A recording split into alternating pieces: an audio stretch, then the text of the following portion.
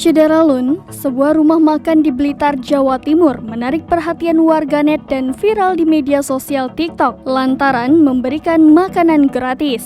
Dalam video tersebut, terlihat pengunggah sedang menyajikan makanan untuk rumah makan gratis di Blitar.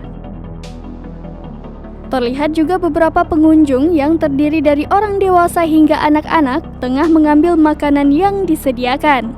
Rumah makan gratis tersebut juga membebaskan siapapun untuk ikut makan dan bersedekah. Saat dikonfirmasi Tribun News, pengunggah yang bernama Delvia Nesvi Satari ini mengaku video tersebut dibuatnya saat sedang menjadi relawan di rumah makan gratis Blitar. Delvia mengatakan, rumah makan gratis tersebut pertama kali digagas oleh Bu Didin. Selama ini ia hanya membantu sebagai relawan di rumah makan gratis Blitar.